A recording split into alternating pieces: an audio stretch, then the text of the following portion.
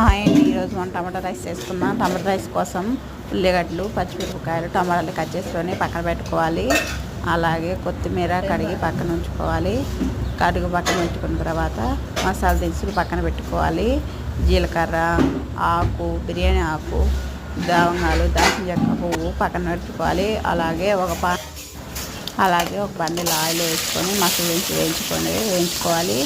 అలాగే పచ్చిమిరపకాయలు, ఉల్లిగడ్డలు మొత్తం కూడా ఎర్రగా ఫ్రై చేసుకోవాలి. తర్వాత కరివేపాకు, కొన్ని టమాటా ముక్కలు వేసుకొని వేయించుకోవాలి. తర్వాత అల్లం పేస్టు, అలాగే ఉప్పు సరిపడినంత, అలాగే పసుపు అలా వేసుకొని కొత్తిమీర వేసుకొని వేయించుకోవాలి.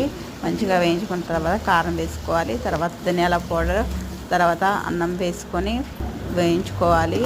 అంతేనండి, ఎంతో సింపుల్గా కొత్తిమీర టమాటా రైస్ చాలా అంటే చాలా టేస్టీగా ఉంటుంది.